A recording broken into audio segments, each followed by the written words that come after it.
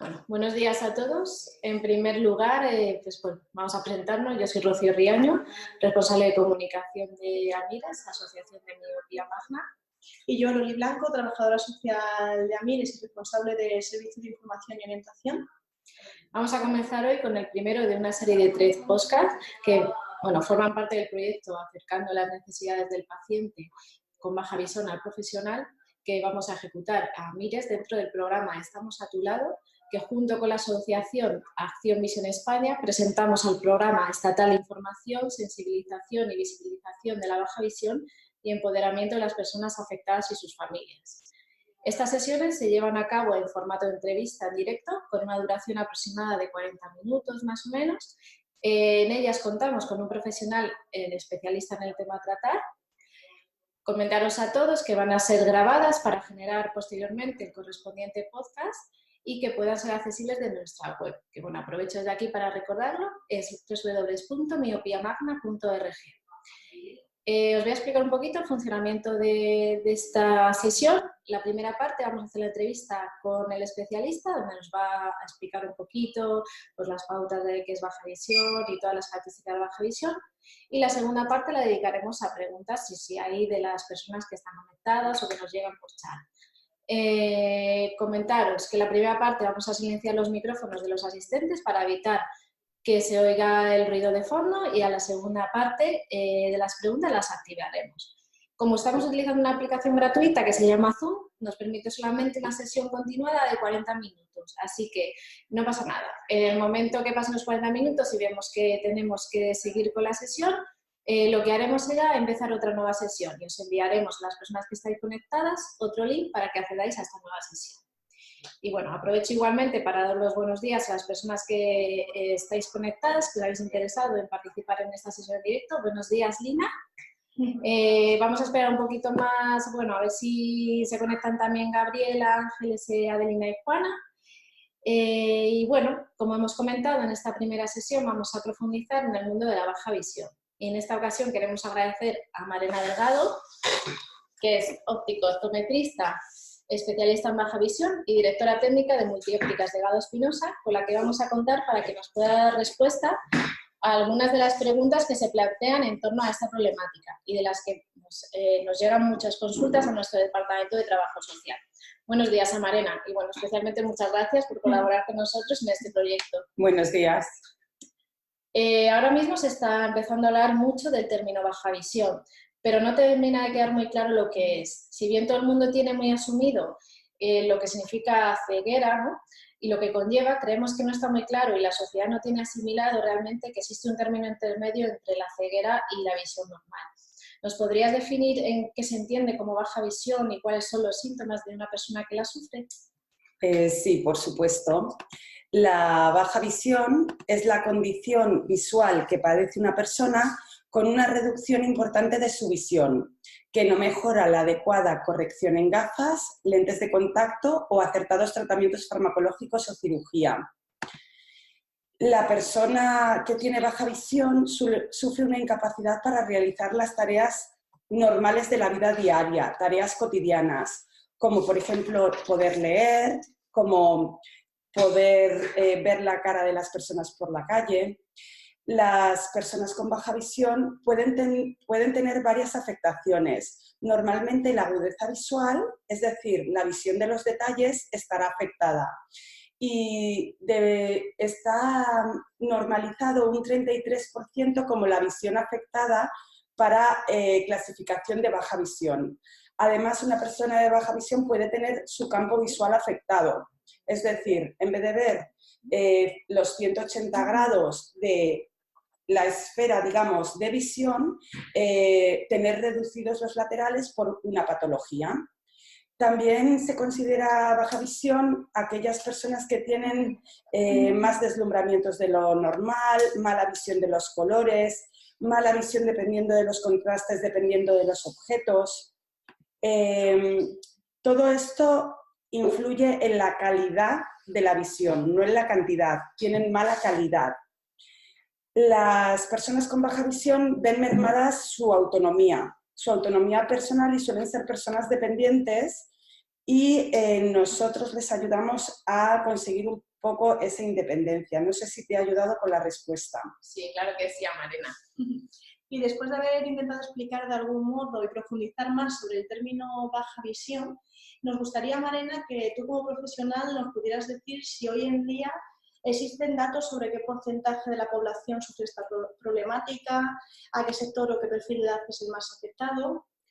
Bien, a nivel mundial los datos de baja visión los da la Organización Mundial de la Salud. En 2018 el censo está en que hay 217 millones de personas en el mundo que viven con una deficiencia visual moderada o grave, de los cuales 36 millones de personas son ciegas. Si trasladamos los datos a España, debemos mirar los datos sociodemográficos de la ONCE. En 2018, estos datos indican que hay 72.000 afiliados, de los cuales un 81% de personas tienen una deficiencia visual, es decir, un resto visual funcional con el que pueden trabajar y con el que pueden realizar tareas de la vida diaria, como puede ser desplazarse, las tareas domésticas o la lectura que comentábamos antes. Aparte, hay un 19% de esa población que tienen ausencia total de visión y que solo reciben luz. Por otro lado, ¿qué patologías son las que causan más frecuentemente baja visión? ¿Y crees que afectan todas ellas de la misma manera la visión de la persona que la sufre? Bueno, comentaros que normalmente el envejecimiento de las personas y el crecimiento de la población aumentan el riesgo para que más personas se vean afectadas por una deficiencia visual. El perfil de edad más afectado por problemas de baja visión son los mayores de 65 años. Si hablamos de patologías, a mí me gustaría primero indicar que una patología debe estar siempre diagnosticada por un oftalmólogo.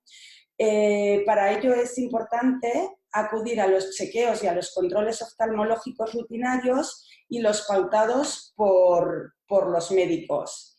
En cuanto a las patologías que más baja visión producen, tendríamos en primer lugar la miopía magna, que afecta a un 2% de la población. Esta patología se produce cuando la miopía supera las 6 dioptrías y el globo ocular presenta una elongación excesiva en su dirección anteroposterior. Es un globo ocular más grande y esto produce y somete a tensiones a las estructuras oculares. Estas tensiones pueden comprometer la visión y producir, digamos, problemas de maculopatías, problemas del humor vítreo, de desprendimientos de retinas y siempre es importante el seguimiento a través de los oftalmólogos o del médico especialista. La segunda patología que quería comentar es la degeneración macular asociada a la edad, que es actualmente es la principal causa de ceguera en personas mayores de 65 años.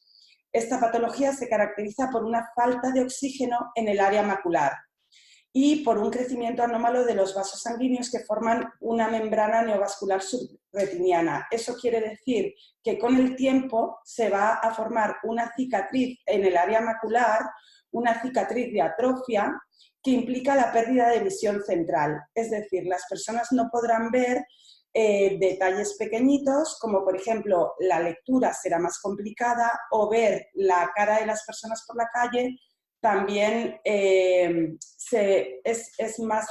una dificultad que presentan estas personas. La patología de degeneración macular puede ocurrir en dos fases alternas, la fase húmeda o activa y la fase seca o atrófica. Como siempre os comento, tiene que haber un oftalmólogo que haga el seguimiento de la patología. Otra patología importante es el glaucoma. El glaucoma es una neuropatía óptica isquémica, que es una enfermedad de nervio óptico por falta de riego sanguíneo. Es una enfermedad crónica que produce alteraciones irreversibles en el campo visual. Lo más importante es la detección precoz. También comentaros otra patología importante que no se me puede olvidar, que es la retinopatía diabética. Es la complicación ocular de los pacientes que tienen diabetes mellitus de larga evolución. Está causada por el deterioro de los vasos sanguíneos que irrigan la retina. Es la causa más frecuente de ceguera legal entre los 20 y los 65 años en los países industrializados. Y por último, y no menos importante, la retinosis pigmentaria. La retinosis pigmentaria es un grupo de enfermedades degenerativas progresivas en el tiempo y hereditarias, que se caracterizan por una pérdida lenta y progresiva del campo visual periférico. Lo que os comentaba antes, estas personas pueden tener una buena agudeza visual de detalles, pero el campo visual lo tendrán mermado. Aparte, tienen una ceguera nocturna, que significa que por la noche ven muchísimo peor y les cuesta cuando hay falta de iluminación, y la agudeza visual también se ve afectada. Muy bien, Amarena. Nos has comentado ya algunas de las dificultades que sufren estas personas con las diferentes patologías, y ¿nos podrías comentar alguna dificultad más que afecte a su vida diaria? Sí, las dificultades que encuentran las personas con baja visión en su día a día suelen ser, dependerá de la afectación visual que tengan, de qué patología. Entonces, encontramos dificultad en tareas como la lectura, la escritura, coser, ver la cara de las personas por la calle, reconocer objetos de cerca. También puede haber problemas de iluminación, de deslumbramiento, de visión nocturna, que era la visión por la noche, o de la percepción de los colores. En lejos también se puede ver afectada la visión, es decir, los detalles como el número del autobús, ver nítida la televisión o ver bien los subtítulos de la televisión de los programas de la tele. Y también estas personas se ven muy afectadas por problemas sociales y emocionales, falta de empatía, de integración social. Se ven afectados en muchos campos. Vemos que son muchos los factores en los que esta problemática afecta al día a día de la persona que la sufre, y nos gustaría preguntarte cómo puede afectar el factor psicológico de una persona que sufre baja visión. ¿Cómo crees que se puede sentir? Y vosotros como profesionales, ¿cómo podéis ayudarles? Bueno, pues en ese sentido, el factor humano es muy importante. En estos casos, las personas que rodean, la familia, los amigos y los profesionales que ayudan a las personas con una pérdida de visión, bien tengan la pérdida de visión de forma brusca o de una forma lenta, tienen que intentar ayudar. Los pacientes pasan por diferentes fases, por diferentes estados de ánimo, pueden sentir en algunos momentos tristeza, apatía, falta de motivación, ver todo muy negativo e incluso a veces no tener ganas de salir de casa y encerrarse. Estos pacientes, cada uno tiene una historia detrás y normalmente deben ser atendidos por varios profesionales a la vez. Debemos entender que el comanejo profesional es la solución perfecta y la solución idónea para estos pacientes. Entre los pacientes que deben atender a estas personas con baja visión, yo creo que es importante siempre que haya un psicólogo. El psicólogo le dará el apoyo emocional, las herramientas, las estrategias para adaptarse a su nueva condición visual, le ayudará a aceptar su patología, tanto a él como a la familia. Por supuesto, importantísimo, que ya lo hemos nombrado varias veces, el médico oftalmólogo, que estará especializado en la enfermedad ocular que padece esa persona. Los optometristas, los ópticos optometristas especialistas en baja visión, ese es mi caso, que prescribimos y adaptamos las ayudas visuales que necesitará la persona para realizar sus tareas diarias. Los rehabilitadores visuales, que enseñamos técnicas y entrenamos en las tareas cotidianas. y los trabajadores sociales, que aquí te tenemos a ti, que pues ayudáis con los puestos de trabajo, asesoráis a mantener la sostenibilidad económica y pues dirigís un poco en todo el campo de la ayuda que necesita esta persona. Todos estos profesionales que he nombrado son importantes y desempeñan un papel primordial, cada uno en su área de especialización, para conseguir que la persona recupere la máxima autonomía posible, es decir, para conseguir que la persona y el paciente sea independiente. Muy bien, Amarena, muchas gracias. Imagino que en vuestra óptica, que estáis especializados en baja visión, como nos comentas, entre otras cosas, os llegará multitud de casos. ¿Cuáles dirías tú que son las consultas más habituales que os llegan al gabinete? Bueno, pues sí, es cierto. Cada persona viene con unas vivencias que le han pasado, unos tratamientos médicos diferentes, unas experiencias vividas. Nos viene gente de todas las edades y con problemas de todos los tipos, que nosotros lo primero que tenemos que hacer, digamos, es ver a la persona de forma individual y entenderles. Lo que más nos llega a consulta son problemas del área de la mácula, problemas maculares, bien un agujero macular, una degeneración macular, miopías elevadas, glaucomas, retinopatías diabéticas, y la mayoría de las personas vienen pidiendo ayuda. Algunos no tienen muy claro en qué área de su vida quieren que les ayudemos, simplemente vienen un poco perdidos y buscando a alguien que les entienda y que les dé un poquito de ánimo, un poquito de ayuda, y otras personas vienen con algo que quieren hacer específico. Quiero volver a leer, o quiero volver a ver la televisión y ver los subtítulos, o conseguir ver la fecha de caducidad de los envases. La mayoría de las veces son personas que no consiguen una buena visión con sus gafas ni con sus lentes de contacto, han ido al médico y los tratamientos médicos han llegado hasta un punto y no han conseguido tener una buena calidad de vida, digamos. Muchas gracias, Marena. Has hablado antes un poco de la rehabilitación visual. En la mayoría de estos casos que nos comentas, ¿es importante la rehabilitación de la visión? ¿Y en qué consistiría? ¿Qué nos puedes comentar sobre este tema? Bien, la rehabilitación visual consiste en enseñar a la persona a sacar el máximo partido de su visión, desde enseñarle a mirar por la zona más útil de su retina.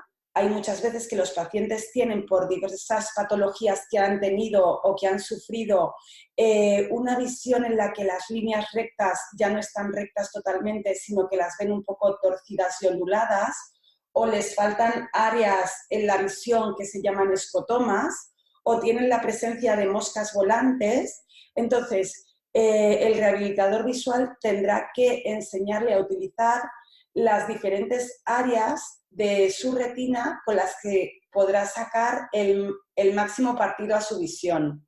Además, un rehabilitador visual enseña a utilizar las diferentes ayudas, como las que se les adaptan a estos pacientes. Adaptamos lupas, telescopios, microscopios, ponemos filtros y les vamos a enseñar cómo utilizar cada ayuda.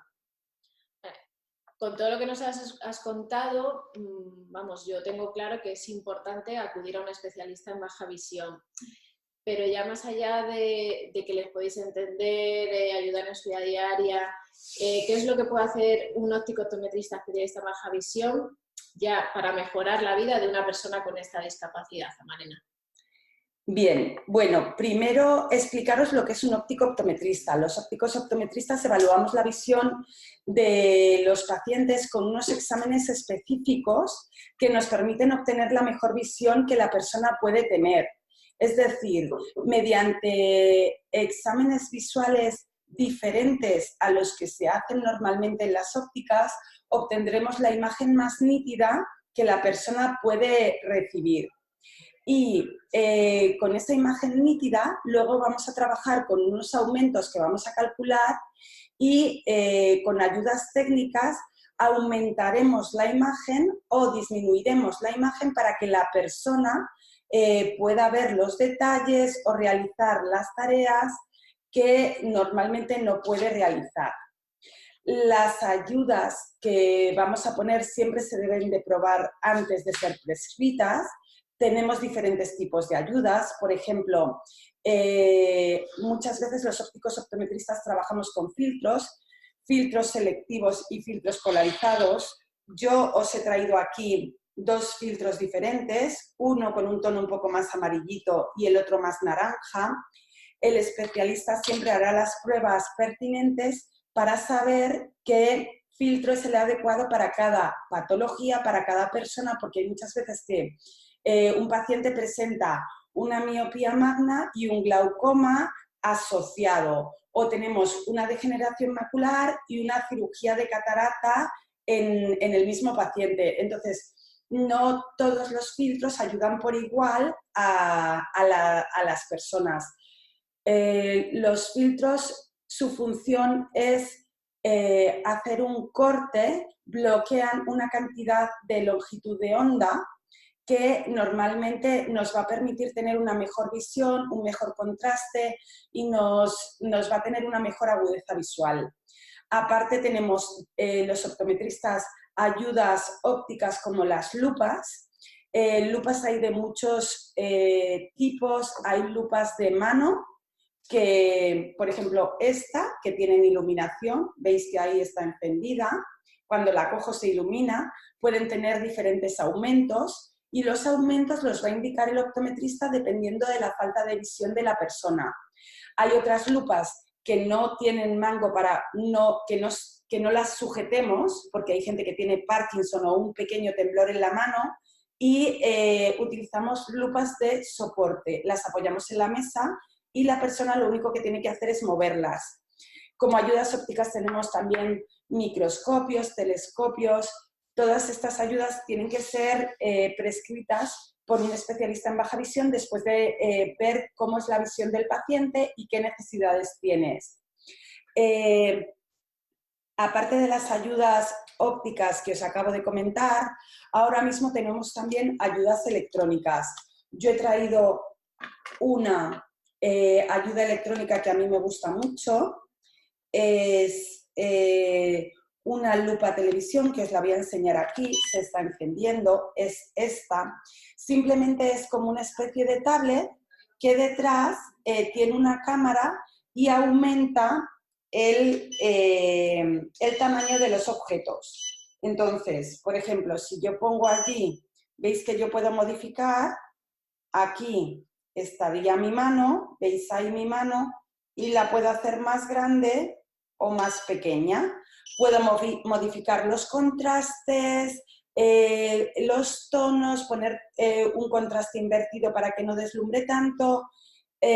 Son ayudas electrónicas que dan mucho beneficio a los pacientes para poder leer, para poder maquillarse, para ver cosas pequeñas, cortarse las uñas, diferentes acciones que normalmente con la poquita visión que tienen no pueden realizar.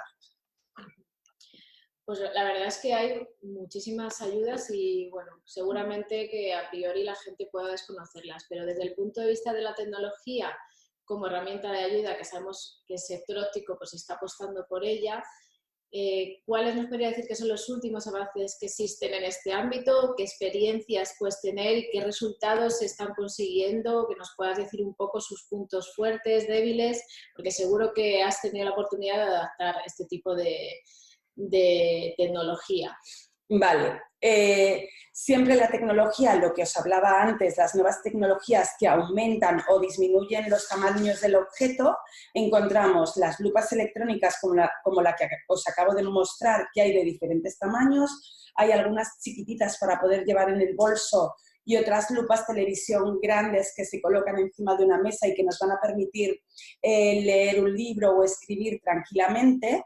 Unas son portátiles, las otras son para mantener encima de la mesa y es difícil moverlas. También tenemos gafas inteligentes. No sé si me estabais preguntando más por las gafas inteligentes que hay ahora mismo en el mercado. Sí, va un poco más para que nos hablaras del MetiPlus, Orcam y todo este tipo de tecnología que, bueno, que sabemos que están por ahí, pero realmente seguro que tú nos puedes dar más información. Bueno, pues es cierto que actualmente hay 4 ayudas inteligentes. Tenemos RetiPlus, Jordi e eSight, que nos ayudan en el ámbito visual, y luego está Orcam My Eye, que es una ayuda auditiva.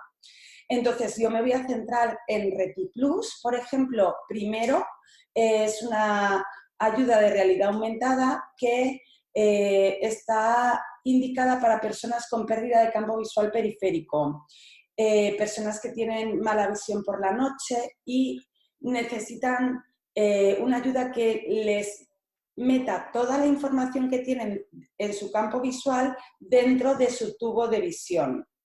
Sin embargo, en el otro lado tenemos Jordi e eSight, que son ayudas de magnificación, son ayudas portátiles, son ayudas inteligentes que lo que nos van a hacer es, tanto en cerca como en lejos, nos van a ampliar las imágenes para poder ver detalles de los objetos. Normalmente nosotros podemos elegir la cantidad de magnificación, podemos poner diferentes contrastes de color, controlar la iluminación para que no nos deslumbre. Son ayudas muy innovadoras y que están ahora mismo en auge. Aparte de, bueno, todas estas herramientas que nos has comentado, ¿qué otras medidas o ayudas generales que no tengan nada que ver con la óptica puedes recomendar a una persona que sufre de baja visión, pues para que mejore sus capacidades visuales? Bien, pues aparte de las ayudas ópticas que hemos visto, luego hay ayudas no ópticas, que nosotros también, especialistas en baja visión, informamos y ayudamos a que las personas con baja visión las conozcan. Por ejemplo, intentar que las personas mejoren su postura, bien porque les pongamos un atril, bien porque les indiquemos el tipo de silla o la altura a la que tienen que poner el texto que van a leer, para mejorar el contraste o la distancia de trabajo, lámparas específicas que no deslumbren. También hablamos con los pacientes de marcadores negros que nos ayudan en la escritura para que los pacientes tengan más contraste, o papeles con líneas y renglones más grandes que les ayuden a no torcerse, los atriles que hablábamos antes, los tiposcopios, que son unos dispositivos chiquititos donde la persona es capaz de escribir y no salirse, por ejemplo, para firmar documentos. Hay muchas ayudas no ópticas que benefician en el día a día a los pacientes. Pues está bien saberlo, porque a veces no tenemos en cuenta ese tipo de aspectos que podemos mejorar en el día a día y es importante. Otra cosa que quería comentar, Tamarena, en la era de la sobreinformación que estamos viviendo hoy en día, donde somos más conscientes de la responsabilidad que nosotros mismos pues tenemos en nuestra salud, con ciertos hábitos que podemos realizar en nuestra vida diaria. Tú, como especialista, ¿qué hábitos saludables podrían ayudarnos a tener una buena salud visual? Bueno, pues fundamental para tener una buena salud visual es tener una buena salud a nivel general. Eso indica, por supuesto, no fumar, realizar ejercicio a diario, pues media hora de caminar para favorecer el buen sistema cardiovascular, controlar la ingesta de alimentos, la cantidad de azúcar que consumimos, la cantidad de grasas, para ciertas patologías e intentar controlarlas como la hipertensión, el colesterol, la diabetes. También en alimentación, los alimentos con luteína, con zeaxantina, alimentos de hoja verde como las espinacas, o incorporar omega 3, el aceite de pescado, que va a ayudarnos también a fortalecer nuestras estructuras oculares. En cuestión de los miopes, que seguro que hay mucho miope que nos está viendo, muy importante tener el control en los niños de la evolución de su miopía, que estén controlados por un profesional, realizar actividades al aire libre a diario, controlar la iluminación. Hay muchos hábitos saludables que deberíamos aprender desde pequeños para cuidarnos nosotros mismos a nivel salud, pero también nuestros ojos. Bueno, pues aquí nos ha dejado Amalena una serie de retos para ser más consciente y cuidar nuestra salud, bueno, ya no solo visual, sino general. Bueno, nos gustaría concluir esta entrevista, Amalena, que aunque parezca obvio, nos gustaría preguntarte, ya nos has comentado un poco la importancia de un especialista en baja visión, pero ¿qué características o qué tipo de formación concreta tenéis o tiene un especialista en baja visión que le diferencie de otro óptico optometrista? Bien, bueno, pues las características de los especialistas de baja visión, normalmente todos siempre comentamos que hemos elegido un trabajo muy vocacional. Nosotros siempre queremos ayudar y nuestra primera preocupación es la visión de los pacientes. Normalmente somos personas que nos gusta escuchar, ser empáticos, ser humanos, respetuosos, cercanos. La mayoría de las veces vienen personas que, pues, si han tenido una pérdida brusca de visión, psicológicamente están muy afectados. Tenemos que ser francos y no dar falsas esperanzas, pero tenemos que ser cercanos para no herir y no dañar, ¿no? Aparte, los especialistas de baja visión, como es un trabajo muy vocacional, intentamos siempre estar muy informados y actualizados. Acudimos a congresos y demás.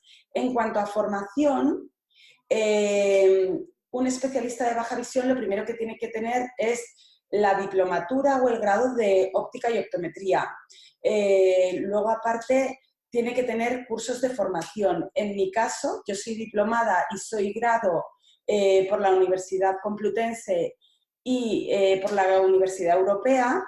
Luego me he formado en Estados Unidos en la Universidad de Optometría de Boston, donde hice un bachelor. Hice un curso en la Universidad Europea específico de baja visión, donde me especialicé como experta. Y el mantenerte a diario formada y actualizada en congresos, charlas, formación en hospitales, periodos de prácticas en centros especializados y lo más importante yo creo que es la enseñanza que te da la vida, el día a día en tu consulta, el día a día viendo pacientes, la experiencia con las personas nos hace ser cada vez mejores profesionales. Bueno, veo que estás, vamos, todo el día trabajando. Súper especializada, experta al máximo y trabajando, que eso es lo importante, la experiencia que te da también el trabajo diario. Y como sé que no paras o siempre estás en cosas, ¿cuál es tu próximo proyecto en baja visión? Que seguro que tienes algo ahí que próximamente vas a hacer. Bueno, pues sí, tengo ilusión. Estamos en julio y es cierto que en agosto haré una rotación en un centro especializado en sordociegos. Es un centro muy importante en Noruega donde acudiré para formarme en el síndrome de Usher, que es una patología, es un síndrome que las personas que lo padecen cursan con ceguera y sordera a la vez. Es muy complicado, ya he hecho ese tipo de rotación antes y bueno, voy a repetir lo que siempre saco pues cosas que me ayudan luego en mi trabajo diario. Pues a raíz de lo que nos has comentado, Malena, se me ocurre una pregunta. ¿Qué experiencia hay en otros países? ¿Cómo se trabaja la baja visión en otros países? Si hay alguna especie de dinamización que tú conozcas, si, por ejemplo, las ayudas están incluidas, no sé, que tú que estás a lo mejor muy puesta en este tema y nos puede, bueno, pues enriquecer también saberlo. A ver, depende del país y depende de la economía de ese país. En Noruega, por ejemplo, que es donde yo he tenido mi rotación y donde he acudido a centros especializados de baja visión, las ayudas son pagadas por el gobierno. Todas las ayudas ópticas, todas las ayudas electrónicas y hay centros muy especializados para personas que sufren problemas de visión. Esos centros cuentan con terapeutas, con trabajadores sociales, con rehabilitadores, optometristas, oftalmólogos. Las instalaciones están totalmente adaptadas a los problemas visuales de las personas y los pacientes pueden ir a esos centros y estar un periodo de tiempo para aprender, para luego ellos ser independientes y en su casa o en su pueblo o donde ellos vivan, defenderse mejor con su problema de visión. Sí, hay otros países pues que no tienen tantas ayudas, ni tienen tanta adaptación, ni tienen tanto profesional a su servicio. Yo creo que en España pues es cierto que la baja visión, gracias a la ONCE y gracias a asociaciones como la vuestra, a Mires, pues que divulgan y que enseñan y que ayudan, tenemos un nivel de asistencia a los pacientes muy, muy alto y muy bueno. Yo creo que los pacientes deben estar contentos. Pero... O sea, que lo único que nos queda es pelear para que el gobierno nos incluya esas ayudas. Bueno, pues después de haber desgranado y espero que tocado un poco todos los puntos importantes que rodean al mundo de la baja visión, bueno, queremos saber si las personas que nos acompañan pues tienen alguna pregunta. Lina, no sé si quieres hacernos alguna pregunta, puedes hacerlo a través del chat que tenemos habilitado, puedes escribirnos alguna pregunta o si tienes micro nos la puedes hacer. Si no, mira, nos acaba de llegar una pregunta vía correo electrónico que nos pregunta si nos puedes hablar más sobre el RetiPlus, por ejemplo, si has tenido tú algún proyecto, algún caso de adaptación, algo que nos puedas comentar. Bien, pues RetiPlus es una ayuda muy avanzada, está pensada para gente con problemas de campo visual periférico, bien patologías como el glaucoma o la retinosis pigmentaria, la retinopatía diabética también, porque hay muchas veces que los tratamientos de fotocoagulación que se realizan para el tratamiento nos dejan una mala visión nocturna y una pérdida de campo visual periférico. También para gente con hemianopsias, que es personas que han sufrido algún daño a nivel cerebral, un ictus, por ejemplo, y que han perdido la mitad del campo de visión, una hemianopsia homónima derecha, una hemianopsia homónima izquierda, pueden verse beneficiados con este dispositivo. El dispositivo tiene que adaptarlo a un profesional que esté certificado. Tienes que haber pasado unos cursos de certificación, de especialización y se tienen que hacer unos exámenes preliminares para saber si la persona es apta o puede utilizarlo o no. Necesitamos un mínimo de agudeza visual con el que trabajar, necesitamos un resto visual que tiene que tener la persona y también necesitamos tener un campo visual mínimo con el que podemos trabajar. Entonces, glaucomas terminales con un tubo de visión o un campo visual útil muy reducido no podrán verse beneficiados por este dispositivo. No sé si te ayudo un poco con esta respuesta. Sí, yo creo que sí.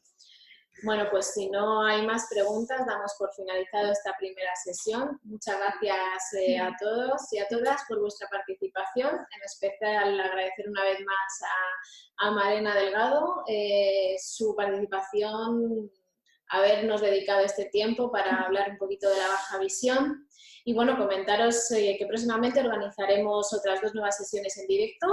Una de ellas estará centrada en la accesibilidad y por último otra sobre patologías más comunes en la baja visión. Ya hemos hablado aquí un poquito de ellas, pero en esta sesión pues profundizaremos un poquito más.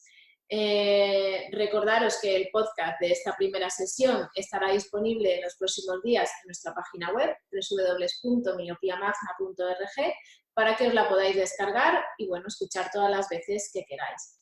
Y también os animo a que si tenéis cualquier duda o cualquier pregunta, pues que nos llaméis a nosotros. Mi compañera Loli, trabajadora social de Amires, estará encantada de poder echaros una mano lo que pueda. Y bueno, pues muchas gracias a todos, un saludo y bueno, que tengáis buen día. Buenos días.